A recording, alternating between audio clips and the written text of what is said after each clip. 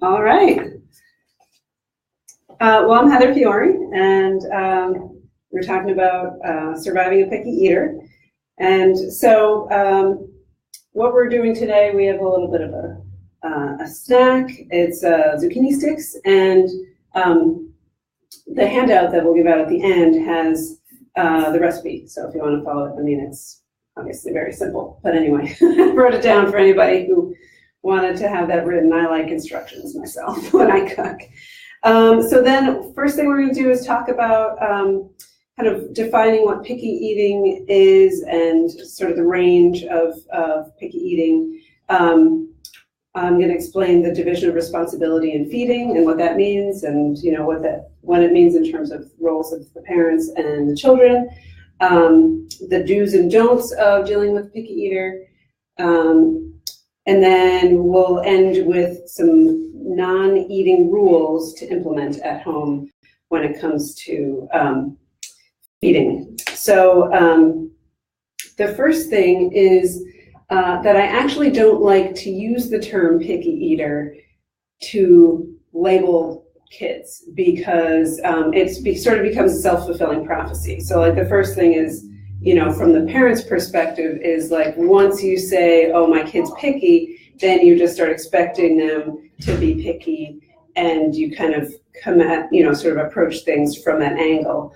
But it also from there and gives them sort of a label and something to sort of live up to. And so then they're like, oh, I'm picky. That's that's what I do. And so I'm going to be picky, and so you, what I tend to say is they might be particular, like, my kid is sometimes particular, or, and it seems like it's just kind of nuanced, but to me, I think it is different in terms of how everyone approaches it. Once you kind of label your kid a picky eater, it's like, that's it, that's their identity, and when it comes to meals, and it doesn't have to be like that. So kind of related to that is the fact that really all kids on some level are picky, like they are by nature, particular, and it's just a matter of like, the range of behaviors and what's normal. So for young kids, like toddlers, when they're first learning to eat, obviously there's a lot of just, learning how to swallow something that's not milk, and then learning, how to chew textures once they get teeth, and how to, what do all these taste, exposures, and then not only like learning what this tastes like and that tastes like, but then learning what does it taste like when you mix it together. And so there's all this like, learning and, different experiences that they're having. And then,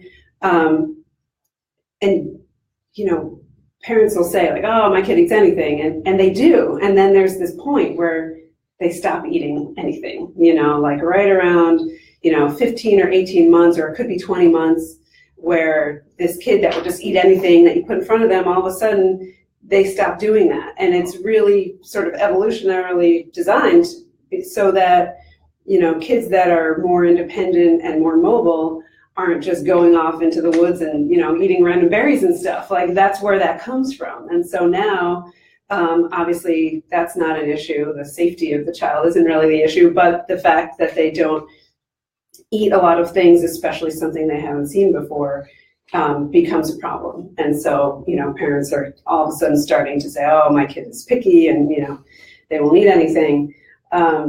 So it really is normal for kids to become picky at that age. And how we handle it can train them to continue to be picky, or to, learn how to just be age appropriate with their sort of fickleness. So that's the other piece of it, is that as kids get older, there's just this fickleness that happens that, one day they love macaroni and cheese, and maybe they love it 2 days and 3 days, and then 4 days they're just like, I don't like macaroni and cheese. Or, right? All of a sudden, like their favorite thing is like not their favorite thing, or they don't touch it for 3 days, and you're just like, okay, I guess they don't like that anymore. But that's normal too, that kids just have this varying, appetite and taste. And so, it's important not to give up too fast, and just to like put it aside but not say, okay, they don't like that anymore, to say like, oh, we'll give that a rest and we'll come back around to that food, like, because that's just how their eating goes. It's like, they go in bits and starts about the way they eat. So the other thing there is that appetite changes a lot, right? And we think of this with really young kids, but it really continues, I'd say, through elementary school, that kids' appetites vary, one day to the next. Are they going through a growth spurt, or are they, doing something like they're learning some new skill, or they're just really distracted, or, maybe they've got tooth coming in or tooth coming out, or, all sorts of reasons why their appetite could be up or down one day to the next. And, and you don't know what's going on. All you know is like, the kid doesn't want to eat dinner, and, and you start to figure out all these gyrations, like, how am I going to feed my kid? They can't go to bed hungry and all this stuff. And we get nervous, but it's like, they're just not hungry. And that happens, and it's totally normal, right? And the next week they're having a growth spurt and they're eating everything in sight. Like, that's just how they do. We don't have that experience as adults, so we don't really understand it, but that is, what they're going through, and it is normal. So it's important to keep that in mind. Another sort of normal thing that kids do sometimes is get sort of fixated on a color or a type of food and just want to eat that for a while. Like, oh, my kid only eats white food or green food, or won't touch green food, or, all these kind of things. And, a lot of times kids are just trying things out, or, just for whatever reason, they get latched on with something that tastes good, and they just want that sort of comfort and familiarity, and they, you just kind of have to roll with it for a while. But always offering, if you say like, oh, my kid only eats white food, and so from there on out, you're just like eating, feeding them white foods and trying to be creative about how to get nutrition in, but through white foods. It's like, if you don't ever offer the other colors, then you won't know when they're getting out of that phase, or they'll just keep going because that's what you're doing. But if you, keep saying, oh, do you want some strawberries, or do you want some carrots, or some whatever, other color things, they might, when they're ready, they'll eat that other thing. But if you're not there offering it, then who knows how long years they're going to go on eating white foods, because that's what they're getting.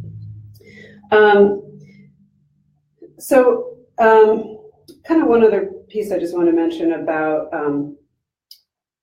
kids in terms of what we sometimes describe as picky is that we have to remember that they might just have food preferences like adults have food preferences, but we have autonomy, and so we, pick and choose the things we want. We grocery shop and we buy the things and cook the things that we want to eat, and without even thinking, avoid the things that we don't want to eat. But they're at our mercy. And so, sometimes it's really just like, I just don't like that thing. I just don't want to eat that. It's not being picky, it's just having a preference. And so it's important that we, that we honor that and respect that to a degree. If they're ruling out whole food groups, they're just like, I don't eat fruit, or, I don't eat any vegetables, or, I don't eat anything green, and it's going on for years, like, then, okay, that's beyond preference. That's like, now you're being particular, and now we're going to work on that. But, we do want to try to take that into account, that we're not just like, here's what the family's eating, and I know every single time it's made, you'd hate this, but here it is because I said so. That's not really a nice experience for anyone. Like, you can imagine people who had parents who used that rule of like, this is what's being served, and you have to eat it.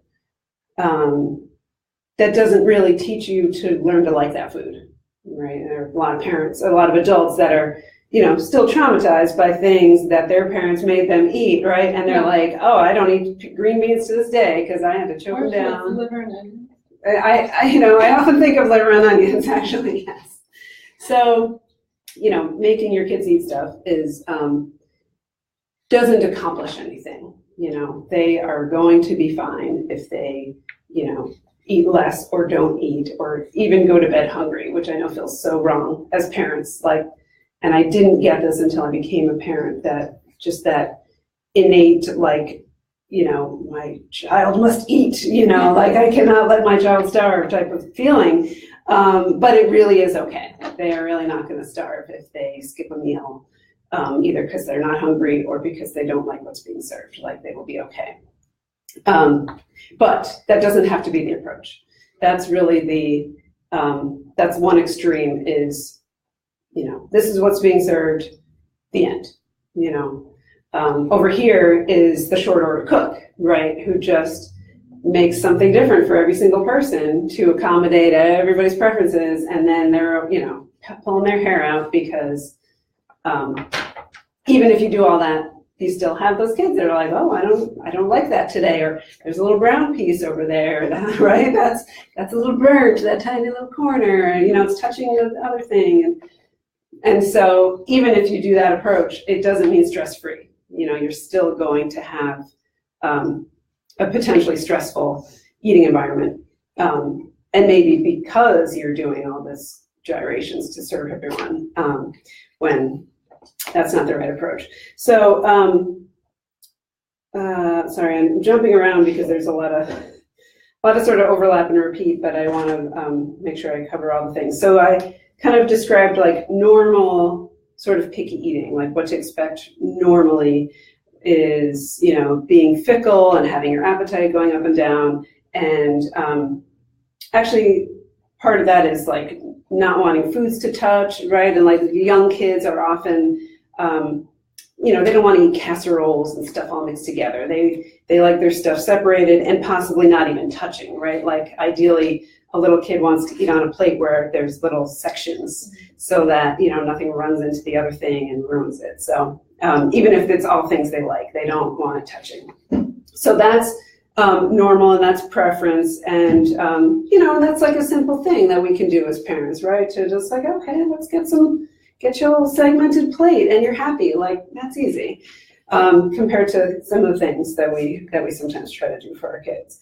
So the over-the-top picky is, avoiding the like whole food groups, or not willing to eat any fruits or vegetables, but beyond not just that, but saying, just being across the board,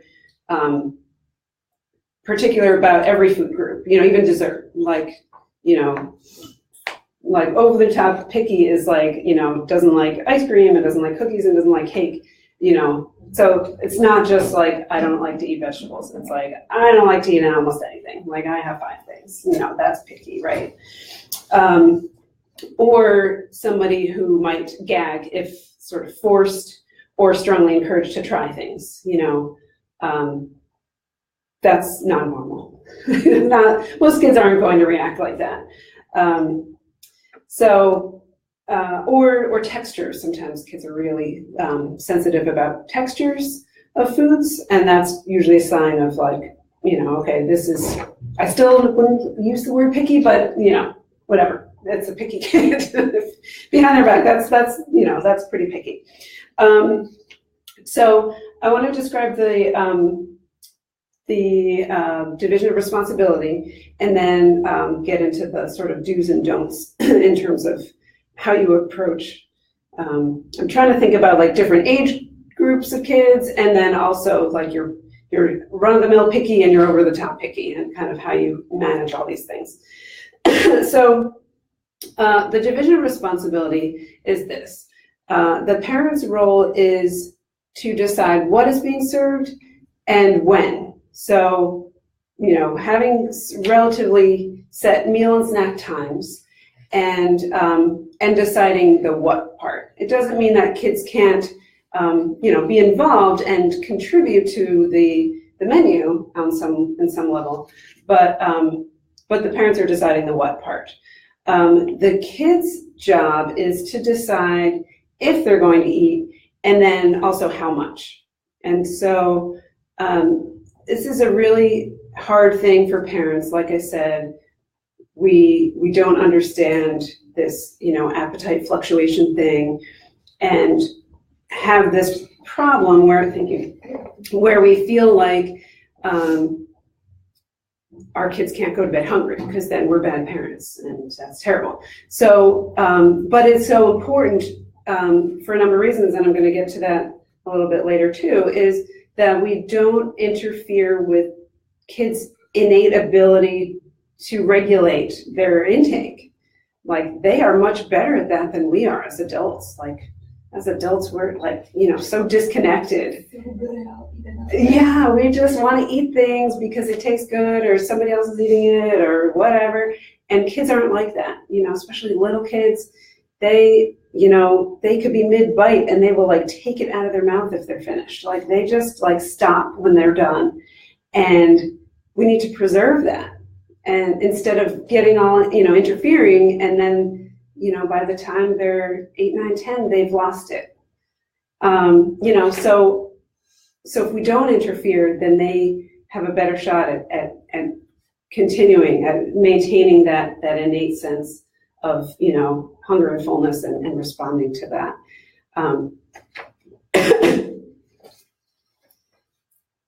So that, excuse me, that is why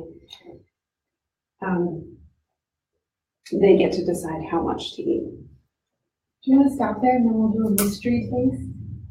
Sure. Do you want to do a mystery taste? Yeah, then we'll do the do's and don'ts. It's kind of the meat of it. There's a mystery taste. You get to decide what it is. It's like one of my favorite things. Just looking at it, I'm going to guess beets. You're right. It does look like beets. Mm-hmm.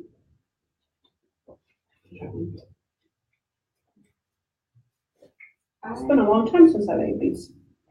I know they're like this yummy thing that you just don't think to eat. Mm-hmm. But they can be a lot of trouble. I mean, they can be. Well, sometimes they're really earthy. Yes. I like pickled beets, and I like the candied beets. Have you ever had those? They are so good. So candied beets, they have like clove and cinnamon. Have you ever had them? Oh gosh, they come out at the holidays, and they're bright pink from, I think, the cloves and cinnamon and all the other good stuff that's in there. And they just taste like this sweet, non-beety goodness that I really love. Mm-hmm. I like pickled beets too, because there's also still a sweetness to them, that not that earthy taste. I'm not a big like plain put some beets in my salad type of thing because of the earthiness, but I love pickled beets. Yeah. And the pickling actually, because it, has some of that fermentation and it's good for the gut. That's right. So, and the kids actually, like they're pretty. Yes. So, and they aren't, when you do the pickling and the candied ones, they are, they're just, because they don't have that earthy taste, a lot of times the kids will eat, and they're pretty colors, they're red, that deep red color, or the candied ones are more of a pinky color. So I like them. I like them with goat cheese myself, but I've never tried that. I'll have to try that.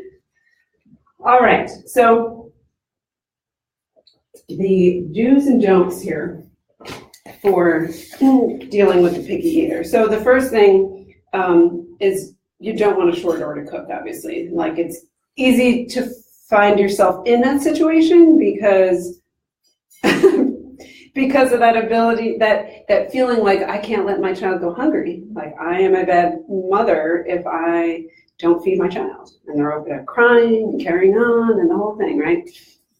So instead, you want to try to, make sure if you're preparing something new, that at least there's something familiar on the table, So let's say you're making a main dish that's either new or it's not their favorite, or, maybe they only had it one other time and they didn't like it. Then they do need multiple exposures to the thing. So you want to keep offering something. You don't want to just give up on it because, it wasn't received one time. But if they don't eat that, there should be some other things that they're going to eat. Like hopefully they have a glass of milk and maybe there's some fruit. Maybe there's some kind of side dish that they're familiar with. Like maybe there's some, bread or, it's not going to be like they're not going to get a complete meal because the main thing isn't they're not eating it, but they're also not going to leave the table starving either. So that's kind of the idea is, at least make sure that there's something that the child can eat. And, no, you don't want them filling up on 4 pieces of bread, but, you're not going to really, you kind of pick your battle there because you want them to sort of decide, forcing them to eat the thing that they're not, willing to eat is not teaching them anything about, it's not creating a positive experience for them. So the likelihood that they're going to learn to like that thing because they've been forced to eat it is, pretty slim. So it's better to just, low key, here it is, but here's some other stuff, you can try it, you cannot try it, and it's important to say, you don't have to eat, and that helps for kids to know that because they are sometimes, forced or, they feel the parents' stress of like, oh, they're not eating and what are we going to do? But if you say, you don't have to eat, that's okay.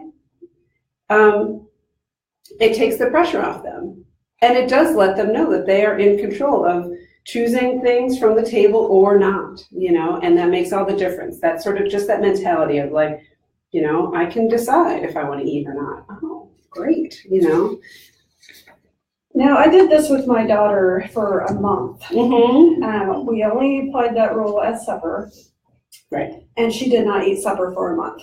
Oh. And she was cranky all the time. I was cranky all the time. And I provided options. Mm-hmm. And she seriously did not eat supper for a month.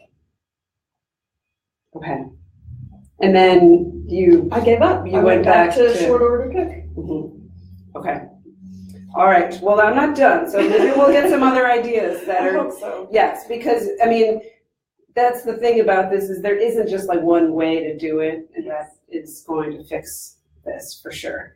So another way to approach the pickiness is to try to make things more kid friendly. Like we talked about, little kids don't like casseroles and they don't like stuff mixed together. So, if you can just take the individual ingredients of the thing that you're making and just keep them separate, like instead of a stir fry, it's like, okay, here's some rice, here's some vegetable, and here's the protein, and it's separated out, even though, we're going to eat it all mixed together and it's going to have this sauce and it's going to be delicious, but that's not how they want to eat it. So have it separate, and maybe there's a dipping sauce instead of a, mixed in type of thing. So trying to, take what everyone's eating and just modify it slightly so that it, sort of accommodates that, that preference that they have can help. Sometimes, parents get very frustrated and then they're just saying, what do you want to eat? Like instead of just deciding, they are like, I'm done cooking stuff and nobody wants to eat it. So tell me what you want to eat, and generally that doesn't work because kids can't, even if they only eat 5 things, like they're like, I need to know what the choices are. Like they can't just think of what they want to eat. And especially if they're already hungry, like they just can't, they get overwhelmed. It's stressful to them. So, you could say, do you want this or this, and it's good to offer choices, like with vegetables. Do you want broccoli or do you want carrots? You're not going to say, for dessert, do you want an apple or ice cream? Like, that's not equivalent. So you don't offer that choice. You can say, do you want an apple or a banana? Or do you want, a cookie or a scoop of ice cream? That's okay to make those kind of choices, but, you don't just say, what do you want? Because I understand the frustration that brings us to that point, but it doesn't help kids to actually make the choice. We don't want to insist on having kids clean their plates, which I described earlier, being, interfering with their innate sense of, knowing when they're done eating. You do want to make sure that kids come to the table hungry by limiting snacks, and that's also where we said, you're supposed to be somewhat in charge of when meal and snack times are happening. Which gets harder as they get older and they can just rummage around in the pantry and you're, trying to pick them out of the kitchen all the time. But when they're younger, if you can get that, habit set from the beginning, it's time, would you like to eat a snack? And if you don't, then, you'll have to wait till dinner, and having that conversation and hear things, do you want this or this? And, going through that whole thing. But if they're coming to you and it's less than an hour from dinner and they're hungry, we know, especially with younger kids, but even they could be older, if the snack is too big, then they're not going to eat dinner. And especially if you're going to be providing something that is slightly out of their comfort zone, they're going to be even less likely to eat the thing because, if they're not really hungry. So, the best approach is to just try to scramble together some fruit or vegetable or something, maybe something that was going to be part of dinner or not, but that way, they're not going to get too full on, an apple or something. Usually an hour later, you can still manage to be hungry again. So you want to make sure they come to the table hungry. You want to let them know that they can decide when they're done. And the other piece is making sure that they really are done. Sometimes, and this is again, little kids are very easily distracted, right? They could be with their favorite toy, but they could still get distracted with something. If they're allowed to get up and down from the table, a meal could go on for an hour because they're coming and going and, taking 2 bites and then, oh, I want to play with this toy over here, or somebody's in the other room and I need to see what's happening over there. And, they're just back and forth and, it could drive you nuts. So they really shouldn't get up from the table until they're, excused and you're sure they're done. And, you want to make sure that, that they're really finished eating because they're full, not just because they want to move on to the next thing. So explaining this is it until breakfast, or, this is it until the next meal or snack time or whatever. And, older kids can start to understand these things, that they need to, at least for, 1 to 3 seconds, think, okay, am I really done? Do I really not need more food before the next time it's time to eat? We don't want to force the tasting, and again, that's the, you're not creating an environment that makes them likely to enjoy that food and want to eat it in the future. So you really want to make sure that you might encourage tasting, but you leave it there, and it can be very frustrating to make food and then they won't even taste it. They just take one look and they're like, no, that doesn't look good. Yeah. Well, my daughter hasn't ate fruit since she was a year old, and she absolutely refuses to try fruit. Mm-hmm. No matter what, how pretty I make it, no matter what I mix it in, she will refuse. So about 3 weeks ago, I told her she needs to try to lick a fruit each night at supper. Okay. And she has been licking the fruit, which is huge progress for us. Okay.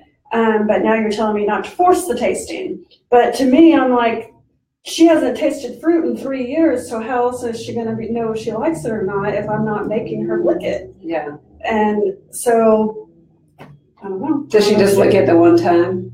Yes. Mm-hmm. She has licked a grape 2 times. Okay. That is the only fruit. That's what I'm saying. This is the only way we can make any kind of progress is to force her to lick it. Mm-hmm. She sounds like she might be particular. Yes, I would say this is extremely, over the top. Yeah. Extremely. Is there can you if there's no way she won't do applesauce, no anything like that. There is no fruit that she will eat. What about if you, I know this sounds terrible, but what about if you made like an apple cake and then after she ate it was like, oh, you know there was apples in that. I have made banana bread and she spit it out. I mean, I've tried to make smoothies and tell her that they're ice cream and she knows it's not ice cream, she won't try them. She has her 5 foods and that is all she will try. Mm-hmm. Yeah, so we need to give her 5 foods. She will eat chicken nuggets from McDonald's or in the deep fat fryer, but she'll only eat 2 from the deep fat fryer and that's if she's like super hungry. She recently has started eating turkey bacon. She eats vanilla yogurt. She eats pickles. Yeah, I know, it's crazy because she likes to have power. And so I don't think it's necessarily even a taste issue, it's power issue. Reverse psychology and be like, you know, I don't think you should even try this, it's kind of gross. Today at preschool, they had Girl Scout cookies. Her big sister's a Girl Scout. She's ate Thin Mint cookies lots of times before. At preschool, they brought Thin Mint cookies and she refused to eat it. Mm-hmm. She hasn't had one in a month, so she thinks she doesn't like them anymore. Good stuff. My nephew is like that. And I think you're right that it is a power thing, which is why I tried to take that power away, and at supper I told her, you can eat it or you don't have to eat it. And I would leave a roll or a piece of bread there, which is one of the items she will eat if she gets hungry enough. She'll eat a piece of bread without the crust. Okay. And she just did not eat for a month, and she was so cranky. What does she do at school? She'll eat like goldfish crackers. So if the kids bring like crackers, she'll eat the crackers. Well, what about like lunch at school? She's in preschool. Well, do they serve there? They serve a snack every day, and she sits at the table with them and just waits. And then when snack's over, she dumps her stuff in good place. Mm-hmm. I am a short order cook, and I am so tired of it. Yeah. Well, let me go through the rest of the things here, and we'll talk about that some more and see if there are specific things that we can do for her. Well, this is perfect timing. What not to do is getting angry and frustrated when kids don't try things. And as you have probably picked up, because it's sort of part of it is a power thing, that if they see that you're getting angry or you're frustrated or whatever, it's like they're winning. Like it's kind of sick, but that's what's going on, that they're like, okay, this is good. So, the hardest part is staying calm and not reacting and really trying to be at peace with whatever happens, which, a month of crankiness is not, really something you can make peace with. That's not what I mean, but, whatever happens at the meal, like you just say, okay, whatever you want to do, that's fine. One of the things is, like I have said in the beginning about, it takes multiple exposures. Sometimes something needs to be, around, they need to see it, 10 or 20 times before they decide to try it. Some kids never try something, right? My son's 10, there are things he's never put in his mouth, like, he just won't. But sometimes they just need that many times to try, and then they need 10 to 20 tastes to decide if they like something. And most of the time we give up after just a couple of times. Somebody has something once or twice and they're like, I don't like that. And we all accept that, they tried it and they didn't like it. Okay, that's the end. But the reality is that it's not necessarily that they don't like it. It's just that it's not familiar yet, so they need all that time to decide if they like it, because your taste buds they change, but also they need time to just sort of familiarize. So I guess part of it is, sharing that with your child that it does take 10 to 20 tries to know if you like something. And yes, it needs to make it into your mouth to decide if you like it. Like you can't just look at it and say, I don't like that. But again, at the end of the day, you can't make them put it in their mouth. You can just encourage them and then back away. So that brings us to like pleading and bargaining and bribing and, all sorts of things that we get desperate and try because, we don't know how else to get the kids to put these things in their mouth. But it's like, if they think, this food is so bad that she's got to like bribe me to get me to try it, it must be terrible. Like, it doesn't bode well for that food when we have to get them, we're not going to pay them, but whatever we're going to do, give them more screen time or do whatever. If you just eat this thing, it's not going to teach them to learn to like that food. They might put it in their mouth, they might eat it, but they're probably not going to like it. So we talked about modifying familiar items. If there's a way to, start with these base familiar foods and branch out in any way.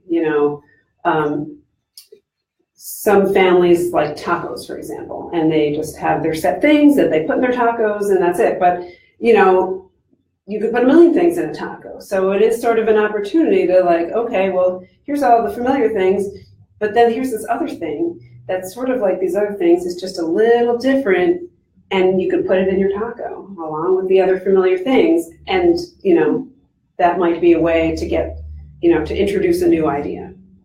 Or, if they like mac and cheese, maybe they would want to either put something, take a small piece of the mac and cheese, mix something into it and try it, or just get the sauce and put it on top of some other item that they're going to try. And maybe, so it's sort of familiar, but it's sort of new. I mean, you don't want to like ruin the mac and cheese, which is probably what a lot of kids would say. But it's like, no, you can have your mac and cheese, but like, let's also try it in this new way too. Like, let's try it mixed in with something else. And it's going to have cheese sauce on it. So it's going to be delicious, whatever the thing is, and it's going to be innocuous. So are there ways to like build on familiar things and just sort of change it up a tiny bit to sort of show them that they might actually like something new. They might be willing to try it if it, was similar or familiar.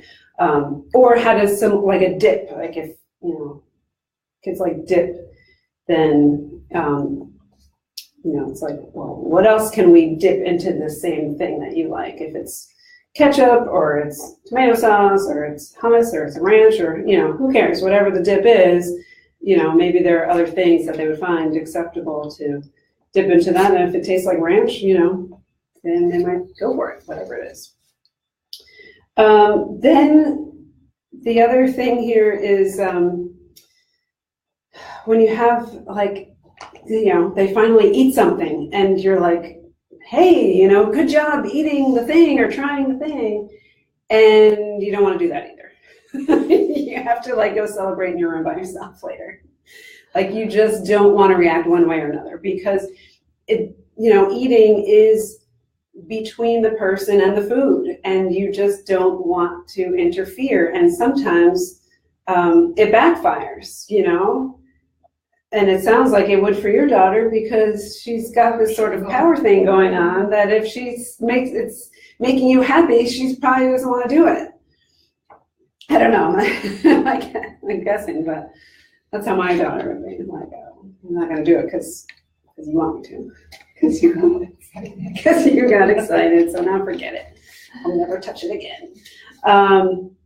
And then, so we don't want to force kids to eat anything, but we do want to have sort of rules, and this kind of rolls us into the next piece here. But, using good manners, like they should still like say, yes, please, and they should say no, thank you, and they should not say yuck to other people's food.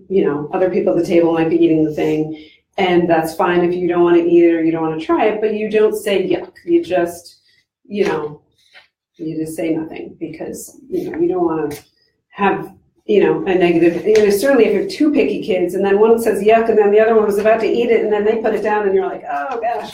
So, you just don't want to, that should be a good rule. It's like, it's good for life. And, you're sitting out to dinner with a bunch of people and somebody's eating something that you're not interested in, you wouldn't think to say yuck. That would be kind of weird. So, do we want to take another break? Sure. Or, okay. Yeah. And then we'll do the sort of the non-eating rules. And then we'll come back around and see what we can come up with for you. Okay. You get to guess what it is.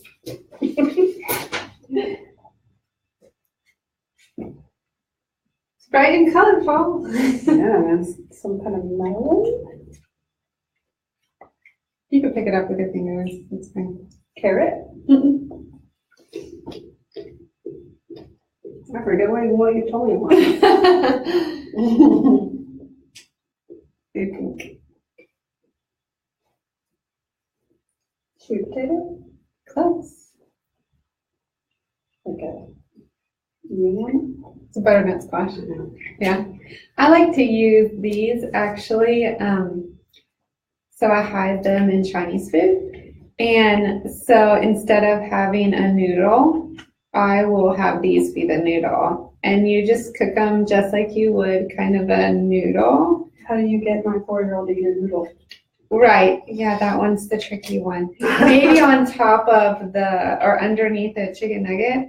Like maybe sweet and sour chicken, you can put it underneath. But, this would be something that maybe you could, like just kind of applying what you were saying, maybe you can just put it there every single day for 20 days so she looks at it every day. And then and those actually you can like get at pearl. Yeah, see, you can get that at Dylan's. That's where I got it. And it's butternut squash and it's spiraled. Butternut squash. Oh, so you didn't do this? You didn't spiral it? No, they spiral it for me and I just get it. It's in the vegetable section. But you can. You don't have to have like a spiraler. You have to have a special spiraler thing. But you can get that. I've seen, I don't know how expensive they are, but you can also just get them at Dylan's. I have to check that out. Yeah. If nothing else, it would at least get my 8-year-old to eat more. Right? Yeah, and maybe it's like, it's fun and, you just try to like, maybe she'll just touch it and play with it and, that's and then she might nibble it if you're not looking. With the butternut squash, I like to put it with stir fry.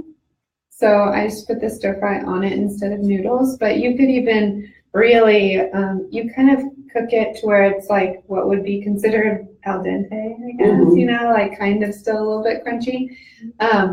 You could put like lo mein stuff over it. I mean, it's really versatile. And you can also even turn that into like a coleslaw if they like mayonnaise-y type of stuff. Some kids do. I have a kid that is like, if one kid will eat it, the other one absolutely will be like, no, that is so gross. And then I have a 2-year-old that puts it in his mouth and spits it out. But I'm like, well, at least you put it in your mouth, Yeah. So I go the same. But like she said, I mean, I think that is a good idea to, like with your grape, how you were saying that she licked the grape twice. So just keep doing grapes, and then eventually she'll bite it. And don't have a party go into your room and just celebrate. Yeah, separately. Yeah, celebrate on your own. Maybe you could cut the grape so that she could like. Yeah, that's what I do. I cut it in half and then I have her lick the juicy part. Yeah. But again, I'm forcing her to do that, and you told me not to force her to do that. So I don't know what to do. So maybe not, maybe now just cut it and leave it on the plate. Since Yeah. she's already tried it Mhm. twice, maybe she'll just keep trying. And you said, and then you can just tell her, it takes about 20 times to know if you like something anyway. So I'll just let you, and don't try the other things, just go for the grapes. Right. So what if you had a chart where you listed the things that she's going to try, or even if it's licking, grapes and whatever else, and then, she gets a star every time she tries it because, we want to get to 10 or 20. And so this way you're going to keep track, and it's, it's there, and it's like a positive reinforcement thing, and maybe it's a sticker or whatever it is. Oh, I would be all for that. But again, she's not going to look it on her own. So I'm going to have to tell her she has to. So you don't think that would be a motivator to have this chart and stickers and everything? I don't know. I guess it's worth a try. Yeah. So the other part is, yes, on the one hand, like, you don't want to force things, but on the other hand, if there's a way to just make it like normal that, we try things, like we all are trying new things, and it's not just her, right? That, you bring these noodles out and everybody's trying it for the first time, and it's like, that's how we do it. Nobody has to eat the whole anything, but we try things, and that's, it's part of our rules in our house, I'm considering making a sticker chart for all 4 of us. Okay. Okay. It's going to be a lot of work, but if it works, it's worth it. Yeah. The other thing would be, another idea would be when you go to the grocery store to have them pick out something new that they would like to try. Yeah, I take her shopping with me, and because we have been focusing so much on the fruit, we walk through the fruit aisles, and I tell her, pick out a new fruit that you want to lick, and she always screams and cries and tells me no, she's not going to do any of it. And we'll get to the end of the fruit aisle, and she still would not pick anything. And every time I tell her, hey, you have to pick what you're going to lick, or I'm going to pick it for you. And there's been a couple of times where I've had to pick it for her. But then there's also been a few times where she says, fine, I'll try a grape, and So maybe. but we need to branch past the fruit too. Yeah, maybe take that power away from her and just say, okay, we're going to try the grapes, and just keep working on the grapes. Yeah, Like, maybe just back conquer off one the thing grapes. at a time. And once you conquer the grape, then ask her, what is a new fruit you would like to try, since we're good at the grapes now? And maybe go for it that way. And if she doesn't want to pick a new one, be like, okay, I'm going to pick it for you. Right. Or maybe it's not, what do you Or want? go to a vegetable. Right. But you say, like, what's next? Do you want to try an apple, or do you want to try an orange? Yeah, give two Like. And that's what I've always done with her. The problem is she picks nothing. She does not want to try anything Right. ever. Right. And up until just a few weeks ago, I couldn't even force her to lick anything. Mm-hmm. What do you think changed that you got her to Preschool. Okay. She has always been very reluctant to try anything new. Mhm. The first week of preschool was awful, but she's comfortable now and she loves going to school. So she's starting to see that if she tries new things, sometimes she actually really enjoys them. Right. And so I think now that she's learning that, she's more willing to lick fruit when I make her. Yeah. But that is an important message, is that it's not, I mean, yes, you did make her do it, but it's not that you weren't always trying to make her do it, but something changed that made her want to do it. Absolutely. And that's where we need to get, is that she needs to be motivated. Otherwise, the whole thing's going to fail. She's going to be 20 years old licking grapes. Yeah. Like, you're not going to make any progress unless she wants to make the progress, and That's just where I'm running into the problem, though. If I choose what and when, she's never going to eat unless she's just starving and there's bread in front of her. Right. Right. And so that's where it's like, this can work most of the time. But when you've got like this extreme case, like my kid is one of those gaggers. Like, we used to say, oh, you have to try, no, thank you, helping or whatever. And then he'd be gagging. You're just like, okay, like, that's unappealing, that really backfired. And so, we backed off because that was not the right approach for our family. And so, so you kind of have to weigh like what's right exactly for your situation because, there's, like I said, there's not like one way that is some slam dunk that's going to fix it, and it will take, in your case, it sounds like it's really going to take years, like this isn't going to turn around really fast. I mean, unless she's like super motivated to somehow, for some reason, do that. She goes to school next year and, she's got to eat lunch. I don't know what you're going to have to pack her lunch, I assume. Well, she's going to do another year of preschool because she's not ready for kindergarten. She has a July birthday. Oh, I see. So she can. But my 8-year-old, she was really picky too as a child. Mm-hmm. And over the years, she's gotten a lot better. And now about half the week, I pack her sack lunch, and the other half is something at school she'll like. So I'm hoping the younger one will start to grow out of it as well. Right, right. And so like like I said, your big job is to just sort of let it happen and, create an environment that makes it easy to, eat healthy stuff and make good choices and, try things if she wants to. And it's her call. And she's your 4-year-old? Oh gosh, my 4-year-old is like that too. She won't ever. She's never going to want to try anything new. But even if it's cake, Thin Mint cookie, right. But then, I don't know, I guess I just get tired of putting food out in front of her and it constantly getting wasted. Like right. Right. So it's got to be like a small enough, it's like a bite of something, right? It's and just then a small thing. I think that familiarity thing that you're talking about, like the grape, just keep doing the grape, don't worry about anything else. But then also, add in something that she likes, that one thing. And then, so if it's a chicken nugget, maybe at some point add the chicken nugget, but then add they have fish nuggets now.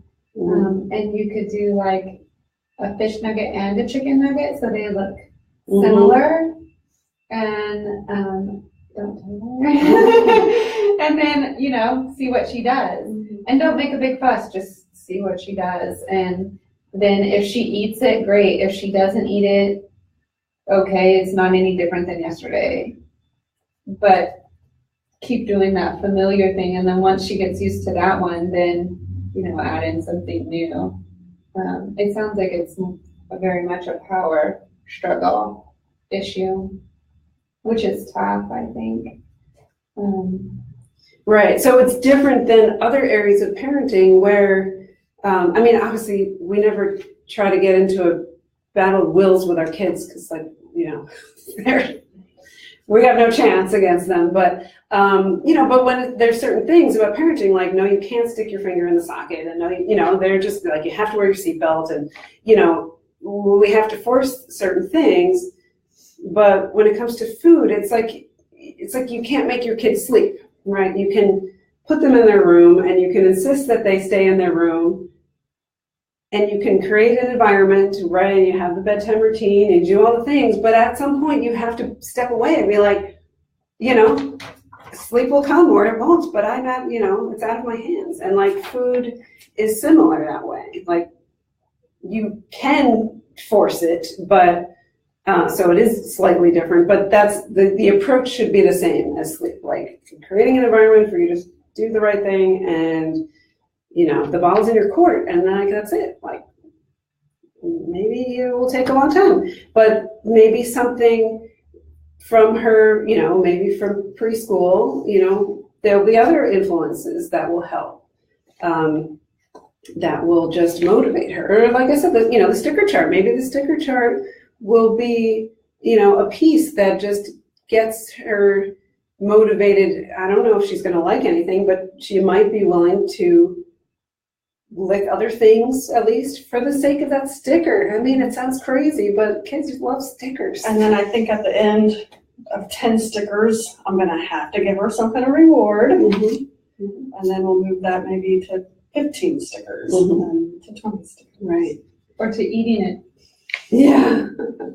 Right, or make the Just looking- stickers harder to get. Now Yeah. you have to actually take a bite to get a Bite it. sticker.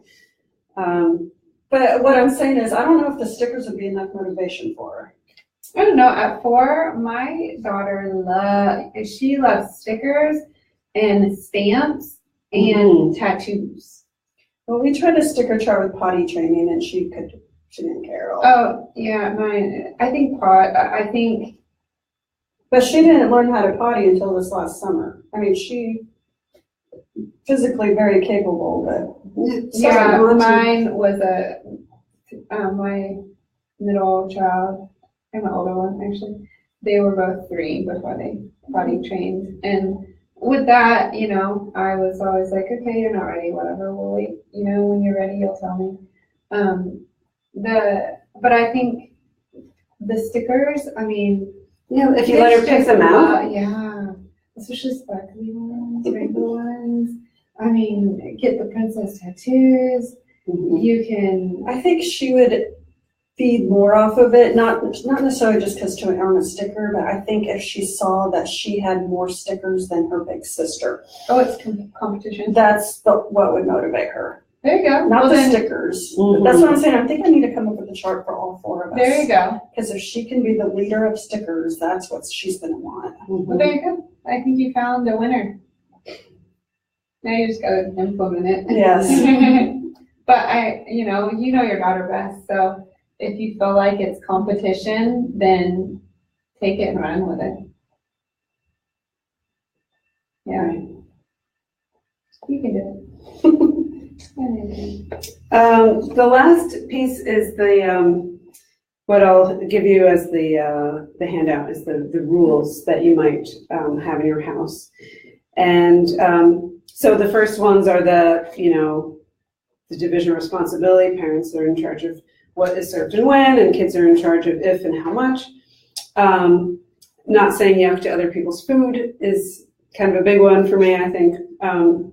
Using manners, and that includes getting excused from the table, so not just like running off, especially, or even if kids aren't going to eat or, decided they're not hungry or they just don't want to eat whatever's being served, that they still need to sit with everybody and, participate in the meal in the non-eating part, and that you're having a conversation or whatever's happening. There's no whining or complaining about what's being served. And that's just out of respect for whoever has done the food preparation. On the parents' part, there's no pressure or anybody's, or commentary on what or how much somebody's eating. And, it's a big one that I hear is, good job finishing your dinner. Like, why is that a good job? Like, you ate to appetite, hopefully, right? There shouldn't be any external reward or, discussion really about whether somebody eats a lot or a little or what. It's like, just eat how much you need and nobody needs to get involved, right? And eating together at the table is an important one. And I think a lot of times, parents of toddlers or, if you have more than one little kid running around, like it's tempting to just you throw them in their chair and you throw some food at them and then you're running around with the other one or you're cleaning up or you're eating and standing and right, you're doing 12 things. But it's really important to try to all be, together with as many meals as possible, that everybody's sitting at the table and we don't have our phones and the TV isn't on in the background and we're not, distracted, so that, it's a pleasant eating experience and they can witness you modeling healthy behavior, right? Like you're eating the stuff that you want them to eat. So they need to see you doing it. You don't need to make a big fuss about it. You just need to do it because that's what you want to be doing. And they see that. And somewhere in the back of their mind, they may be thinking, I'm going to eat like that someday, like maybe a long time in the future, but, that I'm going to do that someday. So really the big, take home messages are just staying calm and patient, trying to keep the emotion out, And, like I said, just kind of creating an environment that is, that supports healthy eating, that makes healthy eating the thing that kids want to do. They want to be like their parents, they want to get a sticker chart, they want to do whatever, for whatever reason, they want to get healthy and strong. They want to experience new things, they want to be like their kids, their friends at school, like whatever their reasoning is, they want to do it, and you've created an environment to make that happen on their terms, and that's the hard thing with this power struggle thing, is like she actually needs to have the power, like it doesn't work when you've got the power. She's just like, I'll show you, so she needs to have the power to decide, and you need to not care or pretend you don't care, and let it go from there. And it will take a long time, but but at some point, she matures and changes and things happen, and that helps. These things come into play that you don't plan for, like pre-K or whatever. Maybe it's elementary school down the line. That these influences will change her and her attitude towards these things. And if the power part is removed from the situation, then she's free to do it however she wants. She's free to taste it or not taste it, or learn to like new things. And it's not like she's not going to feel like she's losing power by doing that. Because you've just taken all emotion out and shown her that it makes no difference to you. That it's up to her, and she can decide, and that's it. And when she's ready to decide, she will. So do you think I should kind of ease my way into trying to do this like before, where I started with just supper? Or do you think tomorrow I should sit down with her, explain how things are going to go, and we just start every meal every day like that? I think it is kind of what you're up for, because on some level, it's like what you did before was it allowed her to get hungry, but not so hungry that she was, sort of motivated to do much about it. It's like, well, I can just hang around till breakfast and then I can eat something I like to eat. So, change should happen faster if it's like there's not going to be all these, these other meals that she can rely on and just skip out on dinner every night. But that's kind of your call too. Like as a parent, like what are you comfortable with and what are you willing to? Well, I just know she won't eat for a few days. Yeah, right. Which could be miserable. Yes. Which will be miserable, but it could be.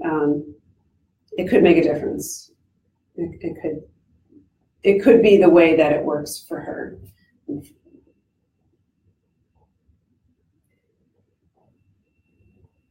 But then in terms of what is going to be offered, right? Like, it's not going to be liver and onions, right? Like, you know what I mean? Like you're going to offer things that you kind of know. Tonight I made baked chicken with mashed potatoes and gravy, and she's not going to eat any of that. Mm-hmm. So she had her yogurt and turkey bacon. So maybe just offer her one thing that would be familiar, and then a new thing. It's just like two things. Mm-hmm. Because you offer, because you knew she would eat the yogurt and the turkey bacon, maybe do the turkey bacon and the grape, and to get her to eat the grape. And then once you cook her the grape, now you've got like 3 items that you can offer her. But do 1 or 2 things that she'll eat plus the new thing. But maybe be consistent on the new thing, right? Mm-hmm. Right, and maybe like being gradual about it's like she's not motivated to try things because she's got her familiar things right available to her.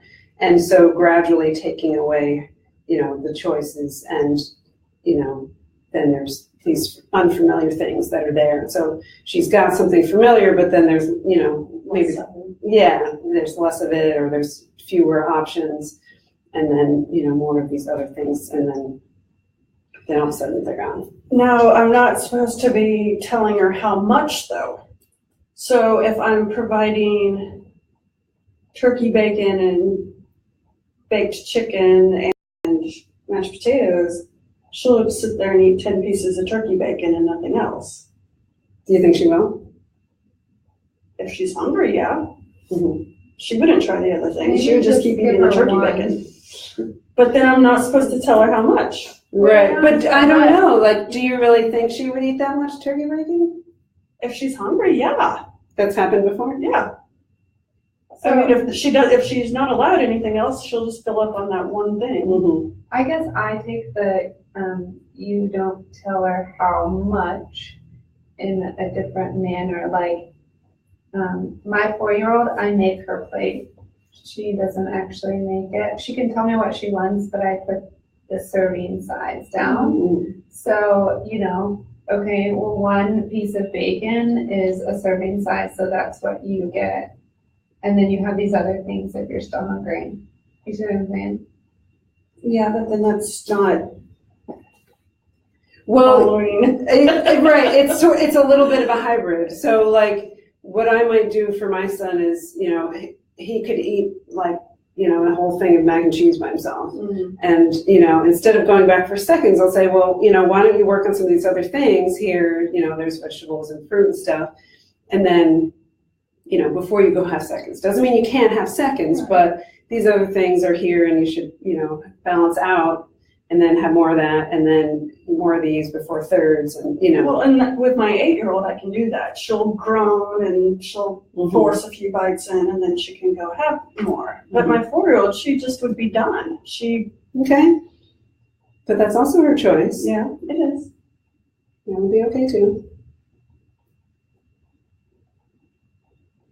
So maybe somewhere between 1 and 10 pieces of bacon is available, and it's like, you can have more, but there's other things to try before you just keep having more and more of this thing. So you're not limiting her in the sense that, she's welcome to eat as much of any of these things as she wants, but she can't just fill up on this one thing, like unlimited amounts of this one thing. It's just hard to explain that to a 4-year-old. Like, I guess at the beginning of the meal, I just need to, in my mind, have a set limit. And then that at the beginning, she needs to know that that's her limit. When she gets to it, she's done, and she can have this. Right. So you can tell her how much. It's just kind of like gray area right there. Right. It's a little bit more of a gray area. It's not just saying like, you're done eating now. It's, you can have any number of things. You just can't have this thing. Like when it comes to ice cream or something, I wouldn't say, oh, you can have as much ice cream as you want. It's like, no, you can have this. This is a reasonable amount. If you're still hungry for food, then you should have more dinner, not just, more and more ice cream because you want it or whatever. So. And we're bad about that too. Finish your yogurt, and then you can have a Girl Scout cookie just to get her to eat. Right. But, what does that, is she underweight? Are you worried about her? No, she's very healthy. Okay. I just am sick of being shorter of a cook. Right. Understood. But, but it's important to let her decide. And sometimes I have this conversation with my kids like, okay, you just said you're full, but now you want to eat dessert. Yeah. Like, what's that all about? And, sort of get it. But like I said, if dessert is limited to, yes, you can have a cookie or you can have a scoop of ice cream, if they're really still hungry, then, then you can go back to this thing that you didn't finish. Mm-hmm. But we're not just going to keep filling up on ice cream because, you didn't eat enough dinner. But it is hard. And And it's very common for parents to say, you know, you have to finish your vegetables or you have to finish your dinner before you can eat dessert. Like, on one hand, it doesn't make sense, right? Because like, if I'm thinking about myself, like I'm going to leave room for ice cream which I'm not going to eat every night. But if I'm going to eat it and I'm starting to get full, then I'm going to stop eating dinner so that I can eat ice cream, you know? So what you would say is if they get hungry later, mhm. or like after their ice cream and they want more ice cream, you would say, Yeah. go back to, well, you can finish your dinner then. Mm-hmm. Right. And sometimes like we don't even clear the plates and we just bring the dessert out. And my daughter will like go back to dinner, which I think is so odd, but like, you know, that's how she does it. And I see that with toddlers all the time is that they, you know, they'll just mix up, you know, bite of cookie and bite of dinner and like, they don't care. Like, it just seems not right to me, but you know, they will just go back to whatever. So that's, you know, she understands that she's not going to get more ice cream or more whatever. So if she's still hungry, then. I have one that is like, I'm full. Can I have some dessert? Mm-hmm. And then she'll want more dessert. Yes. And there's a little struggle there between no, you can't have dessert, you didn't eat enough dinner. And so, you know, I like this idea of saying, okay, well, now if you're still hungry, you can go back to dinner. And I think it's also important to decide, like, is it a dessert night or not? You know, if you're one of these families that eats dessert every night, fine. But if you only have it sometimes, then decide ahead of time, not based on what everybody ate. You know, it's like, oh, we're having dessert, so yes, you can have dessert, even if you didn't finish your dinner, that's fine. But the dessert is such that it's not going to fill your stomach, you know.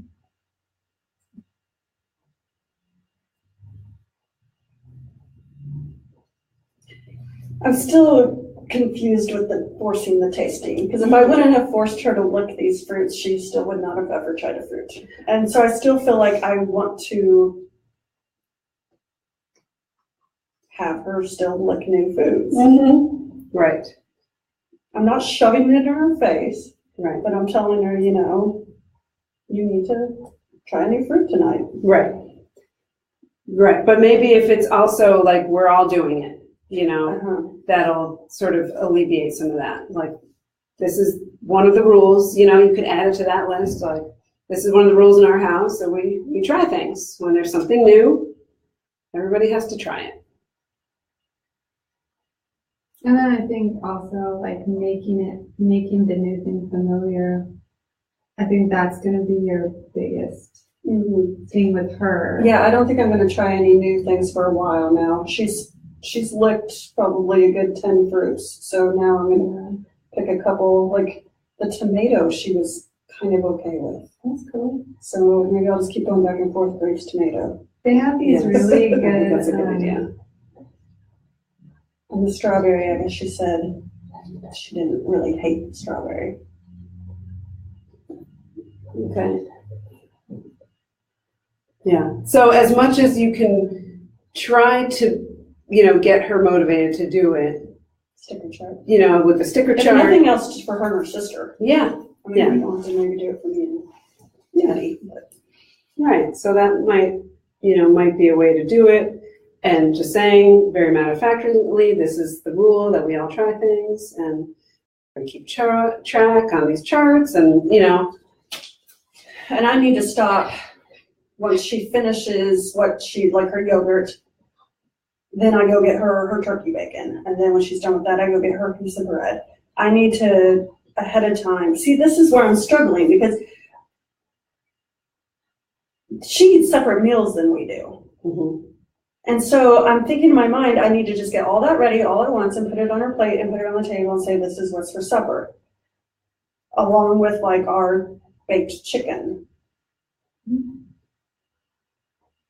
Yeah. And then slowly remove more of hers and incorporate more of ours. Yeah, very slowly, right? I mean, it's She's still going to have pretty much a different meal than us. Right, at first. Yeah. Yeah, at first. But, you know, just getting her used to having chicken on her plate will be a step, right? Yeah. Like she doesn't have any of that stuff on her plate. She used to, but I've Right, why would you keep doing that? Yeah. It's a waste of food. But yeah, give her a little bite of it and let her get used to having it be there. And, just very gradually. It's there and, she's not gonna like it, but it's gonna be there and it's gonna be there every night. There's some new thing that's there.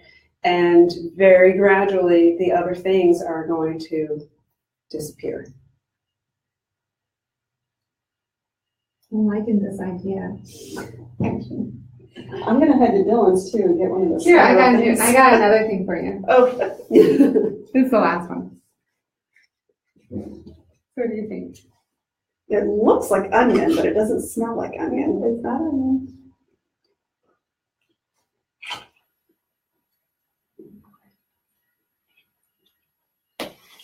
Cucumber? Zucchini.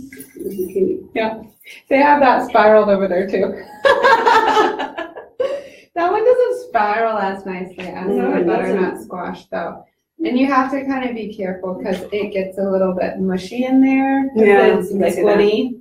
So, but again, I will put that as a noodle underneath something. So it's just kind of a different way to have a vegetable in there. And sometimes my kids will be like, what is this? And I'll be like, you have to try it first. And then they try it and then I'll tell them, oh, it's a vegetable. Oh, I like that. So, That might work with my 8-year-old. Yeah. Mix it in their mac and cheese. yeah. Or like, well, so I put that in stir fry or, the other one is spaghetti squash, but I have tried to hide that in lots of things. And my oldest, she's like a spaghetti squash detective or something. She's like, I'm like, darn it, I thought I had it good, but she won't eat it.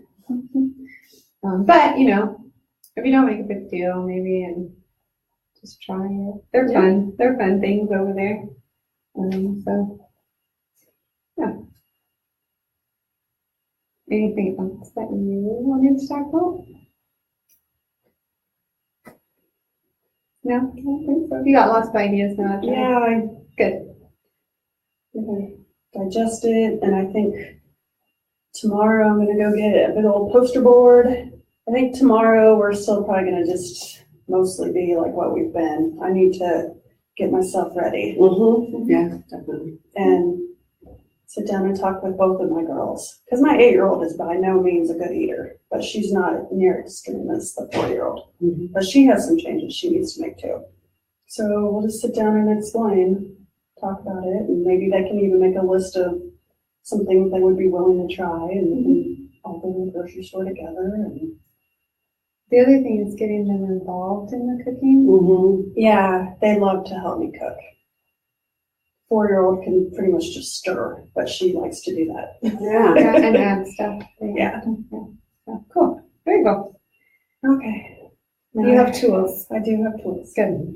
So, before you go, if you finish filling that out, and then I'm just going to tell you just a little bit while you're filling that out about my clinic here. Mhm. So I do family medicine. I do kids, adults, and everyone. And the way my clinic works here is that it's membership based. So you pay a low monthly membership fee, and I can give you a card that has what they are. We don't do anything with insurance here. But we would use your insurance outside of the clinic if we needed to, if you have insurance. Some people do, some people don't. A lot of my patients do have insurance, and we just use it outside.